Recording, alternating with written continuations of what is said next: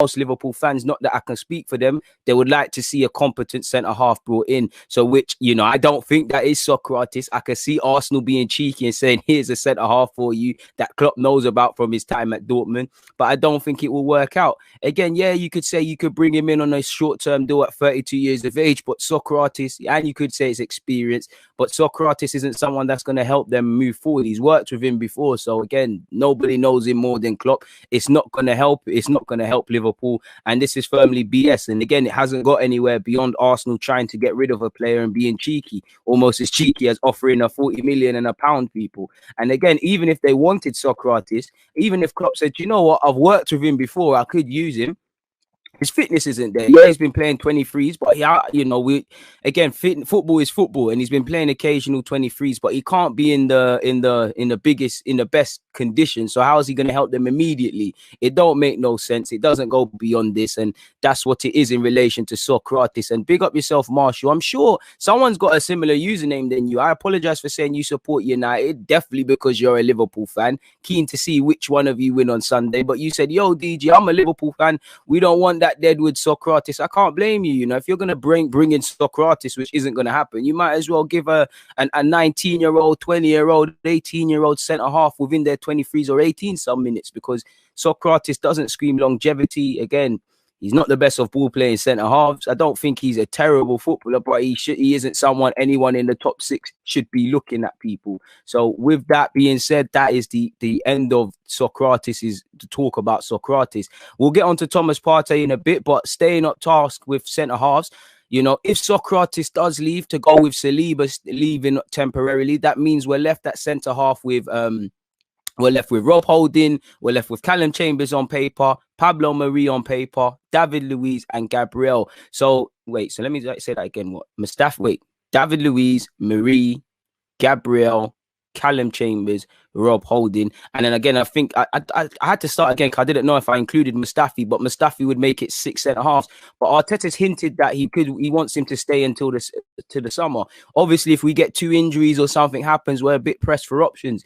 And I understand that at this moment in time, you know, we're not good. We got zanged. We lost 30-40 million. You know, it is what it is. He hasn't repaid it. Personally, I would like to sell Mustafi like anybody if there is a chance, even if Balogun doesn't want to stay. You know, if players don't want to be here or they're linked with moves or they're out of contract, I'd rather get some money than nothing. So I think Mustafi should still be allowed to go. And for me, again, I'm not going to question mark Mustafi's professionalism because I think he is professional. But people playing devil's advocate might have a problem of saying, again, we know why Saliba's gone out on loan, but why is Saliba not being given minutes ahead of Mustafi? Why is Mustafi being given the captaincy and all of these sort of things? Why can't we move him on and take a proactive approach? You know, if you could get a 5 million for him, you know, Arsenal, we have to watch every penny. What could that 5 million do for us?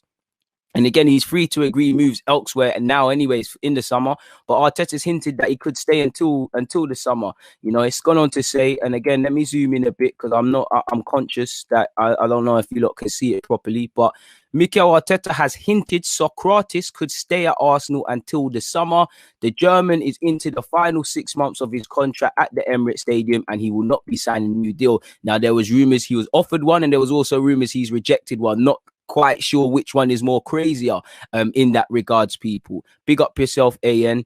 Big up yourself, AM. You know, you're always in the building. I really respect you. And I know you're probably working from home now. You know, Mustafi definitely needs a change of scenery. He needs to just go somewhere he can play football, really. Because, again, if the manager believes in you, and we've got to remember when Chambers got injured and stuff, Mustafi had a little bit of a looking in the team and a strong sort of end to the season. And he was unfortunate to get injured and play no part in the FA Cup final like Martinelli. But we all know Mustafi is one of those players that is hot and cold, you know. He hasn't been a complete fire hazard at Arsenal. You know, it's sad if you type in his name, you've seen him being torn a new one consistently. You know, he has struggled, but he has gone through moments where he's actually played quite well. He just hasn't hit the targets. Reality is at 26, 27, Mustafi should be the centre-half. We're saying, nah, Mari has to play with him. Gabriel has to play with him. David Luiz or Holding. He's not that. You know, he should be the leader. World Cup winner, been here for a long period of time, significantly more experienced than Gabriel and Rob Holding, for example,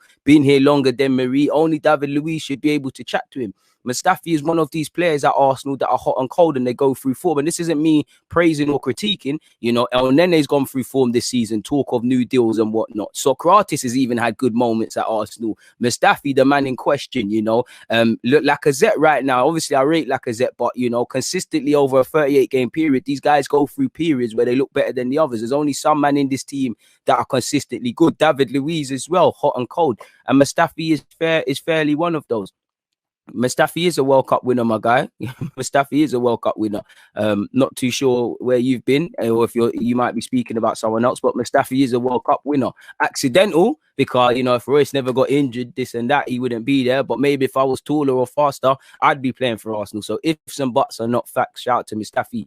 Now, for me, again, I can't question his professionalism if he has been linked with moves away, if he has rejected a new deal and Arteta still seen fit to make him the captain and all of these sort of things. I don't know if that's sensible or not, but it is what it is, people, and he wants him to stay, really. Arteta apparently, you know, and to what it's worth, Sokratis, you know, Genoa have apparently signed a centre-half, so they're probably not onto him. Apparently, Real Betis need to move players on. He's been linked with teams in his homeland in Greece. He's been linked with teams in Turkey like Fenerbahce with Ozil. He's been linked with a bag of teams, but until a move is finalized, it's all speculation, people. Who is it, you know, like Mustafi, I mean, like Sokratis, for those who I can't imagine you don't know, contracts are running down, trying to scroll down to Arteta's things, you know, and Mustafi clearly is someone what he thinks, you know what, I got 5 centre-halves.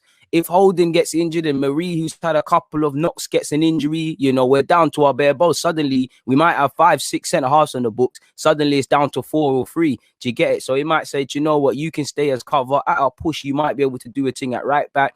If I ever decide to revert back to 3 at the back, then there's an option. So who knows in that regards? But either way, apologies. Let me see this. Tariq said Mustafi is not as bad as we think. He will play good and then make that mistake. That's the problem. No, I don't think Mustafi's good enough. He doesn't have the concentration. I do agree. He's not a walking fire hazard. Like he's, you know, man make out he's poor at every stage, but he lets you down. You know, he lets you down. He done it at United a couple of years ago. He's done it against Chelsea several times. There's, you know, and he's very much a confidence man like everyone. Mustafi, you know what it is. You know, we need you to be on point in those moments. It's not good me talking about you're not as bad as I think, but in those moments we don't need you. We're at that task now. Mustafi sadly has been a failure at Arsenal. You know, there was a time we used to keep clean sheets against clean sheets with Mustafi. There was a time I'm sure we was actually undefeated whenever Mustafi played. You know, he goes through good and bad moments. I don't think he's a walking fire hazard. I don't think he's as bad as people make out or want to make out, but he is poor, very rash, you know, poor marking, inability to concentrate for large periods. You know, in an ideal world, with all due respect to the Mustafis, to the David Luizes and Sokratis, they've all had good moments. They're not all bad centre-halves, but they're not levels. And, you know, with exception to Mustafi, because let's be fair, you know, we thought, I'd say, through, you know, Mustafi's ratings has only gone down for me since he signed for this club, because again, he left Everton, he went to Sampdoria, I believe, really made a name for himself, and then went Valencia, where people were really aware of him. And then, yeah, man, we thought he's got that centre-half that's the eventual leader to take over from Koscielny, someone that can play with him. And he's shown he's not levels. He's had moments, but he's just not levels. And I would like to see him sold in January, because we need to get some sort of cash. But I understand if they're just going to let him wait out the season. It does scream a bit too comfortable, but we'll have to see. Arteta himself has said his future right now is here. I am trying to help. We have Papa that is probably going to leave the club in this window. So that, what has that told you? Like with Ozil, even though he's not of relevance to this, Sokratis is free to leave. It's been made abundantly clear, and we expect him to keep it moving. He's went on to say William, obviously Saliba has already gone on loan, so we don't have that many centre backs right now. Gabriel has been out for a period. David Luiz has been injured. So the situation is completely different to before. And again, you know, Gabriel was a permanent fixture in our team and should still firmly be that. But again, through COVID measures and obviously suspensions and things, he's been missing out. David Luiz has had knocks. You know, Holding, while being at Arsenal, has had some knocks. So maybe, you know, there's that in that regard. So I can understand why they want to, why they would like to do that sort of thing. You know. So it makes sense. You lot are very harsh in relation to Mustafi, but everyone's allowed an opinion, and I'm not going to disagree. Mustafi came back from a really difficult period when he got injured at the end of last season. up to that period, I think he was doing really well. I think his performances were increasing and getting better and better. And that's what I'll give him, you know. For me, you know, again, I think Mustafi, again, he needed confidence. And I don't think Mustafi's levels, you lot don't think he's levels, but Arteta did. And for me, regardless of if I rate someone or not, the only opinion that matters is the manager. And for a period, he showed you a good amount of form. I don't know if that was because of Arteta, because a new manager came in and there was an uptake in performance, which you can say over several players.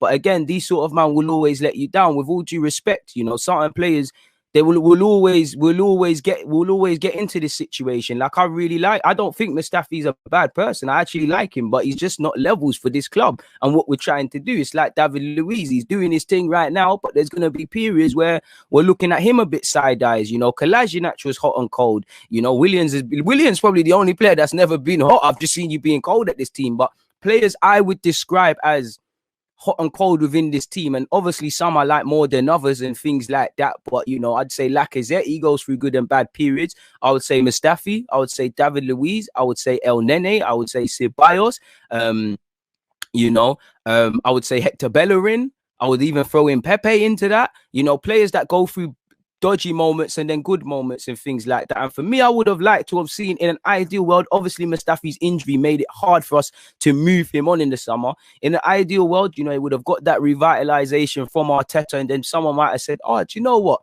Let's take a chance on Mustafi. He's got a year left. We can get him some things. And for me, I need my defenders to be reliable. There's no point me talking about how, you know, you've had good and bad periods. If when I need you, you're not at it, people. And I think sometimes he's overexposed. Sometimes he moves like a headless chicken. Sometimes Mustafi's overconfidence can be a killer. Sometimes his nervousness can spread to other people. And it's like my guy B has said here, fundamentally in relation to Mustafi, he makes too many mistakes that cost games. He's too unreliable. Everyone makes mistakes. You know, Gabriel's made a mistake and he'll make more. He got sent off against Villa. I could be wrong. Was he not? 2 silly bookings. But again, and that's cost you points. Even the best defenders in the world have a bad game. But it's like when I'm talking about you've had a bad game in January, in February, in March, in April, and you add up all of these points that you've cost us, and you've got a bunch of other players that do the same, we're in problems, people. And like he said, fair play, he came back from a good period. And he said when he came back, it was a moment when we had 7 or 8 centre-halves. So he had to get his performance levels up. I think physically, he still needed some time. Then he started to play some games in Europe, and I think he did well in as well. So it is what it is. And he said, now it's about when you make the next step to be a starter. And the reality is we have to change for different reasons, use different personnel. He's been very close in a few games, but now we found as well a partnership that's given us clean sheets. And sometimes when you do that, it's difficult to change, but he's still in contention. So for me personally, that kind of, I'm not sure where I look at with David Luiz then, because you're telling, we know Mustafi, because we know he needs to move on, but then you're kind of giving him sort of encouragement. And I don't mind that. If he's going to stay at the club, you know, you have to, obviously, we know in the ideal world, we're seeing a bunch of combinations before Mustafi, but you never want someone to feel down. You want someone to keep their spirits up. You want someone to be prepared as much as they can be if and when the time comes for them to be thrown in. And I think he likes Mustafi because, like he said, he's been very close in a few games. So maybe pride. And to be fair, you know, the way we was playing before that, you know, before these last 3-4 games, everyone's place could have been up for grabs. So I get it. But at the same time, this tells me that he's been close to contention. Before we've seen, you know, Holding and Marie and all these guys play well, he's been in contention. So there is a small glimmer of hope there. But like Arteta says, what we're doing right now, you know, we're getting clean sheets. So we can't, you don't really want to change things, but he's still in contention. It's up to Mustafi. We heard a lot of rumors in relation to wanting to play, wanting to leave, and all of these sort of things. So it's down to him. You know, has he been given an offer in January that's up to his taste buds, or does he want to wait it out in the summer and see potentially if obviously we'll still be feeling the effects of COVID, but hopefully we get over COVID and the financial issues that teams have faced because of that, and then there might be more offers for him. There might be more attractive propositions. There might be better signing on fee. We'll have to see. But for me, you know, I don't think he's someone you can rely on, especially if you're, again, everyone makes mistakes, but I just feel certain players are repeat offenders in this team, and we've been down this road. Again, with all due respect to Mustafi, we've been down this road with several players, you know, and you'll always get what you pay for. Certain man will always let you down. I'm not trying to be harsh. It's just what I've seen as an Arsenal fan. It's a bit sad, but, you know, he will eventually let you down. And Xhaka's the same. Xhaka came on and changed the game against Newcastle. I don't think Xhaka is a bad player, but when the time is, when it's time to stand up to be counted, these players will do what they normally do. We can't. Insanity is doing the same things over and over again. And I'm not calling for people to change things. Obviously, players that are hot and cold. Jason is saying, damn, DG, that's a long hot and cold list. It is, fam, because there's bare hot and cold, man. Prior to this season, if you ask me people that I would say over 38 game, obviously considering human error, a man just might have bad games because they're human and it happens. There's only a few amount of players that I know, whatever the weather, whatever the game, you're going to show me a base level of performance. I would have said Aubameyang. Obviously, I'll still keep him in there. But again, he's not scoring the goals, so he can't really be in there. But historically, Aubameyang, Kieran Tierney, Bukayo Saka, Martinelli when fit. Again, the two additions of Gabriel and Partey, these are the players. There's only, Leno makes mistakes as well, to be fair with you. And if the team was all patterned up in the right way, as much as I like Leno, I'd be looking at a keeper. Hopefully we're looking at a backup one. But I'd throw Leno into that. Leno does make some mistakes, but more often than not, he plays quite well. And I think Leno is, he plays consistent enough. So these are the only sort of players at a push that I think, over a 38 game Premier League season and etc. I can really rely on you without obviously considering that you're human and things, and that's not good. That's about 7-8 names. It is 11 players that start. It's a 25-man squad minimum. So until we get more man that are like this and are not the hot and cold, we're gonna be in this situation, man. Like AM has said, big up all the members, show me some love and hit up the like button. It doesn't cost a thing. As T has just said, 47 people watching haven't liked the stream. Get to it, people. Stop being lazy freeloaders. What kind of thing is that, man? Come on, people. You lot are doing me dirty, man. 96 likes. What's all that about, man? We ain't even touched 100 yet.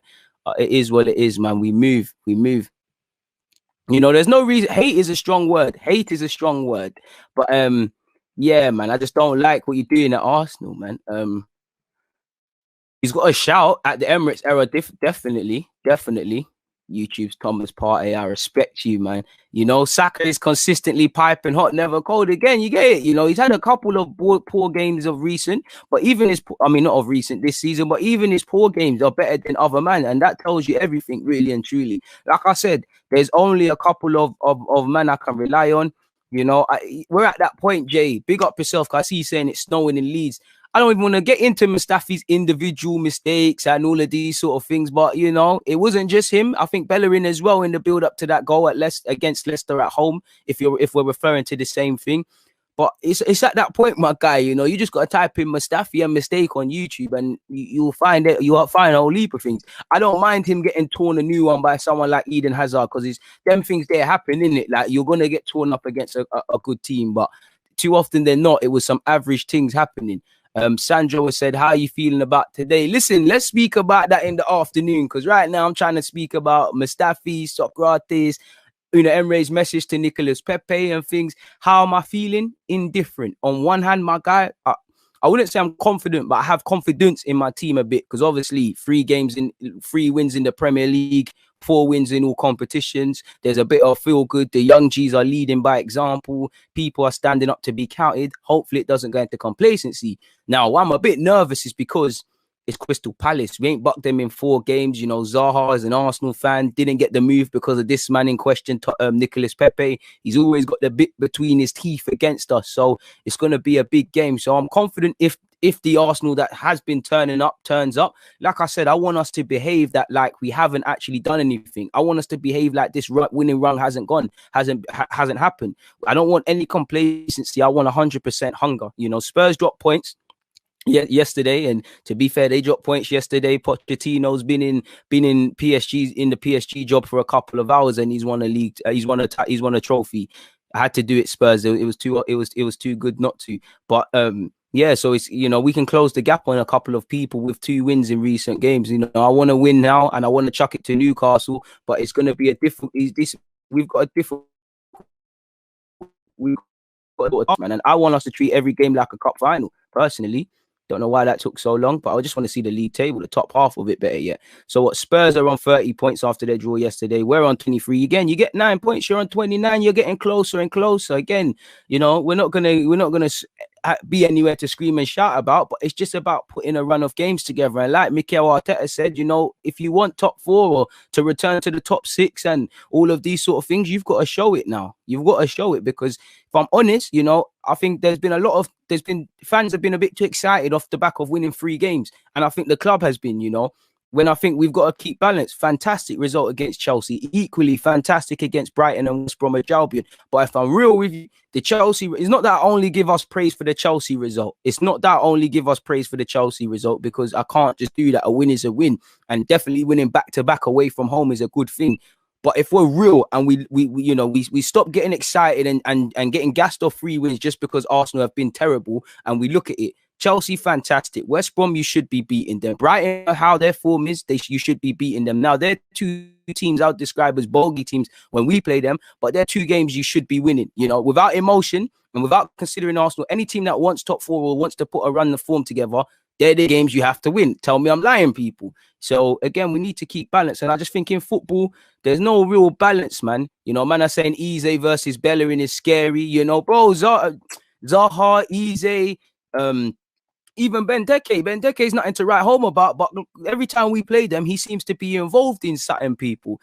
Again, Bellerin, you've been in good form, whether people like it or not. Bellerin, someone I would describe as hot and cold people, but he's been good, you know, and you're going to be at it, because what I want to see, and I give you credit for Chelsea, because they've obviously got Pulisic and them things there, but when we bucked Wolves, when we bucked to Leicester, you might even, I could be wrong on Leicester, but when we played Wolves and Villa in particular, you know, Pedro Neto and Grealish smashed you up, and it just feels like with Bellerin, anytime there's a 1v1 demon or someone that's good technically or someone that can drift inside and go down the wing, he kind of struggles. Like I said, he's patterned it up in the last 3 games.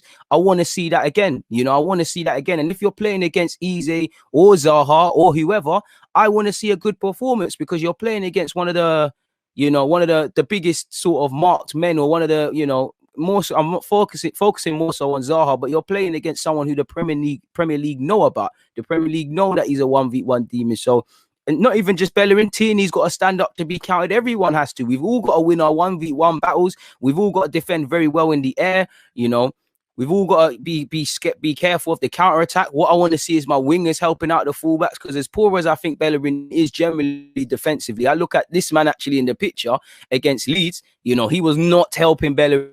Now, Bellerin was getting savaged himself, but it is what it is. Big up yourself for the super chat. Do you think Saka has regressed this season? Nope, not at all. Not at all personally. Big up yourself. Is the Sokratis news real? Well, beyond Arsenal trying to be cheeky and offer him, I think that's where it is, where it stops and ends. You know, Liverpool would be stupid to buy Sokratis, and Liverpool are not stupid. They'll obviously be looking at that and thinking he's not going to help us.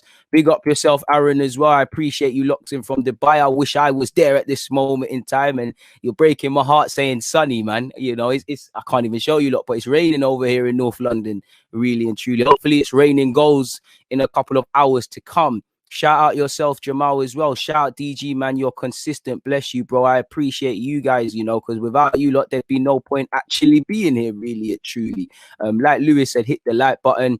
Realist has said, what do you think of Martinelli, my guy? What is there to think of Martinelli versus he's a good player? I don't want to put too much, what's the word? Not emphasis. What's the word I'm looking for? Too much. Should have listened in English. What's the word? Expectation. I don't want to put too much expectation on him, but for me, I see a bit of Luis. Obviously, he's Martinelli. He's himself. He's Gabriel Martinelli. But I see a bit of Luis Suarez and Alexis Sanchez. You know, I see a bit of that false. I see a bit of Alexis on the left wing at Arsenal with him. I see potential to be that Alexis Sanchez false 9. I think he don't really play like Suarez, but he's got an element of Suarez about him. I don't know where I'm getting it from, but he's got a bit, for me, Martinelli's got a bit of Suarez about him. And, you know, I'd love him to, obviously, if he'll do quite well if he even has a fraction of the success that both of those players had in the world game and things, and becoming the players they had. But I think, you know, what is there to say about Martinelli? He's a great player. I think he's destined for Barcelona and Real Madrid. So let's enjoy that man while we have him, man. Roy, last question before I get into this. You said, big up DG. Who are your ideal midfielders, I assume you meant, versus Palace? Good content as always. Difficult one, because, you know, all I really know is if Partey is fit, obviously he missed out the FA Cup game. I would like to see Partey play. I like to see Partey play. Other than that, I don't know, man. I think Xhaka, I like the way Xhaka came off the bench again. I'm never confident in Xhaka 100%, but I think he's been in good form. I think he came off the bench and played well in his last game. I haven't really been impressed in the last few games under El Nene or with El Nene. Ceballos did well against West Bromwich Albion. I wouldn't mind. It'd be a toss-up between Xhaka and Ceballos to partner Thomas Partey. So I would say Smith Rowe would play in the 10. Smith Rowe would play in the 10 for me. Obviously, Partey would be playing in a pivot. And I'd probably go with Xhaka. But between Xhaka, El Nene, Ceballos, I'm not really convinced in all of them consistently. They all go through hot and cold moments. I can pick two of the three and Smith Rowe in the 10 position and again, Partey in the box to box. But it's a toss-up. I might say Xhaka now, and an hour from now, I might say I'm feeling El Nene or something like that.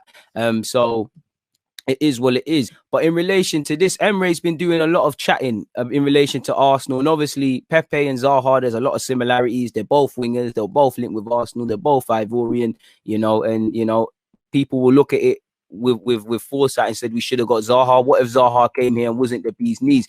It is what it is. I've spoken about Pepe at length and my things as to why it's not happening for him here. I'm sure you have as well. So let's just stick to what's actually here. Emery is confident that winger Nicolas Pepe is going to make progress at the Emirates Stadium despite his failure so far to live up to his 72 million price tag, people. Scrolling down, trying to find specifically what has been said.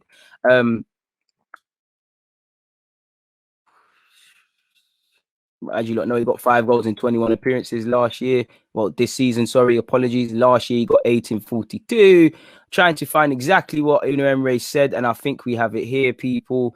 He said, I was thinking at this time that the adaptation of Zaha was probably easier and faster than Pepe, but Pepe is a very good player, and I think he's going to progress. So again, not to go over the same things, but it's firmly what we knew. If Crystal Palace were more open to thingy structure, allowing us to structure Zaha's payments like a selling club in Leo were prepared to do, then I think it's Zaha. I think Pepe was the backup option. Now, there's nothing wrong with that, but at the same time, has to wonder what could have been, because you could have went with Zaha. He could play through the middle, behind the striker, on the left. Again, he's from London. He's an Arsenal fan. He's got the bit between his teeth.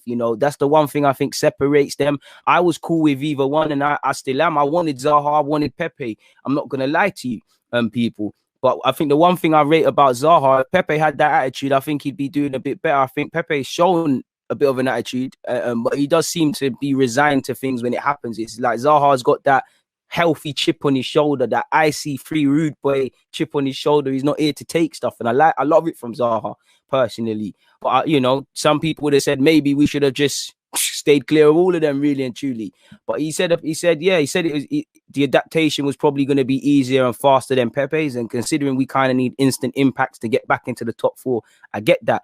And he said he thinks he's going to progress. He said he's now almost 2 years in London and he's going to progress because he's a very good player. So let's hear, we need to see it, man. We need to see it. I always give players 6 months to a year, and then beyond that, I need to see it. And of course, I can sit here and say Pepe ain't really had chances. He ain't had this, he ain't had that. I think if he carries on how he played against Newcastle, I think then the penny might drop. But still, at the same time, it is what it is in that regards. I don't think he's a bad player, but it is what it is. He still had a hand in 26 goals in 63 appearances for this club. Obviously, I'm adding up his goals and assists, making it sound a bit more wavier. Zaha came down to money, man. It came down to money, in my opinion. To be fair, if you can pattern Ozil and all the stuff that goes with Ozil, you can go with that. And I don't, Zaha has personality, but at the end of the day, I don't think Zaha is an idiot. He knows I'm the manager of things. From what we see, it never crosses over off the field or in training. You don't hear these things about Zaha. You just see it on the field. So it is what it is in that regards. I appreciate you, MJ. But like he said, everyone hit the like button. There's 300 odd of you in here and there's only 143 likes. Come on, people, man. You lot are doing me dirty. Come on. Can we get that to at least 200? Please check out the pinned message as well, because obviously it's Arsenal versus Crystal Palace, which means it's a live stream business, people. Dane Thomas has said, DG, you must bring out the tactics board again and show us how you would like Arsenal to play. I always appreciate your tactical analysis. I appreciate you for watching that, my guy. I did bring it out for the last one. I'll bring it out after the Crystal Palace one when we're reviewing the game from a tactical point of view. But I think I've already done that really and truly, but I appreciate that, man. I always feel there's no point making that sort of thing. But it's nice to know a couple people out here be happy with that. Sian has said, have you watched the Bellerin documentary? No, but I hear Kieran Tierney, Rob Holding have played some good parts in it, and I heard it's an interesting one, people. So we'll have to see, man. There's a new David Ornstein announcement. What can someone roll up what's exactly what David Ornstein has said, and we'll speak about that in a second, people. But moving away from that, so we've spoken about Pepe, we've spoken about Sokratis, we've spoken about Zaha and all of these sort of things. What one is this? Again, Arsenal held talks with George Mendes over Nuno Espirito Santo replacing Mikel Arteta, people. Now, again, I think there's no smoke without fire. I think if you copy and paste Nuno's name into Google, you hear that Mendes is allegedly trying to place him at another Premier League team. Now, that is that because, you know, Nuno feels he wants to try something else? Does he feel the end of the project's happened? Is that a way of putting pressure on Wolves and their board? Is it just nonsense? Who knows? But again, this was probably more relevant a few weeks ago, again, because we did hear this, especially with Arsenal looking shaky. But apparently super agent George Mendes reportedly held talks with Arsenal about his client Nuno Espirito Santo replacing Mikel Arteta, despite the Wolves boss only signing a new contract a few months earlier, which means we probably have to pay a healthy, very healthy compensation package. But apparently, Arsenal are report, and for what is in relation to Bissouma, apparently he's allowed to go for 25 million this window, the latest report seen. But moving and keeping up with Nuno, it said Arsenal reportedly held talks with Wolves boss Nuno Espirito Santo over replacing Mikel Arteta before the club's recent upturn in form, it has been claimed. As you know, Arteta had been left fighting for his job heading into Christmas as Arsenal lost 6 of their 8 games. And obviously a week is a long time in football. Just over a month ago is a long time in football because it was all doom and gloom. And this is why I say we need to keep balance, you know, with what we're doing and things like that. For me, I still think there should be pressure on everyone connected with the club. You know, I still think we need to demand, even more so with the uptake in form, even more so we need to demand that this club make something happen in this window. And if it doesn't happen, we need to ask serious questions, because I'm sure not too many of you are confident if we don't at least get a midfielder in. It's crazy, people. We'll have to see, man. We'll have to see. In that regards, we'll get onto this David Ornstein stuff in a second, people. But let me just finish this. Yeah, like you can see, apparently he held talks, but again, I'm sure Arsenal held indirect talks with everybody, and especially with what Nuno is doing at Wolves and what he's done, it could have been decent. For me, I think Nuno would have struggled at Arsenal, not because of him. I just think any manager that takes this job struggles, because look at Wolves, you know. Wolves, clearly the owners and whatnot, they're buying into what Nuno's doing, and you know they're in bed with Wolves, are in bed with George Mendes as an agent, people. But it works because they're willing to pay for the top clients. You know, I don't think I do think you should be able to utilize agents and have relationships. I don't think they should get their feet under the table at a club. But again, it wouldn't necessarily be a bad thing if you're getting top targets. You know, it's not necessarily a bad thing. But it's like with us and Kaya Jarutkin now, we can't get his top targets. That's why we're holding a Willian and we're getting a David Luiz and things like that. Like, I don't know his top clients, but I'm pretty sure there's some bad boy players on him, you know. I wouldn't mind if it meant we could get Pedro Neto, Semedo, you know, João Moutinho at a time, Ruben Neves, 3 players that, you know, instantly impact our team. I wouldn't mind it. It's when we're going with nonsense, you know, you can only buy the CEX 99p PlayStation games. You can't get the new FIFA and things like that because you ain't got the bands. It comes down to money. So again, apparently it's gone on to say, forget that newspaper. I'm not going to read them, but you know, he works as an advisor for Wolves, which is potentially a conflict of interest. You're working on behalf of a club and your client, but apparently he's actively searching for a new club, Nuno, and he's keen to remain in England. So maybe he wants to test himself at another club. Personally, I think he's got a good thing going for him at Wolves. You know, long gone are the days of Arsene Wenger and Sir Alex Ferguson. But when I look at you, Brendan Rodgers, to a degree, Jurgen Klopp, even Chris Wilder right now, because he should be sacked at Sheffield United. You know, they're the only ones off the top of my head I can see as being there. Maybe even Arteta to a degree, but that scream long term. And you know, you're a manager, obviously, but you're closer to an old school manager, in my opinion, than these new head coach sort of things we're hearing. And you know, you might be a bit more disposable at other clubs. Like, I'm sure Nuno's name, if I type it in, it's probably going to get thrown into the Chelsea one. Personally, you know, and I don't know this to be true. Again, I'm not in. I stick to football. I don't know I don't know anything. I don't know anything like that. But you said now that Wolves are low on funds, he's looking to send his clients elsewhere. Again, if they're low on funds, that makes sense. Perfect sense, really and truly. I think that's dream chasing. We're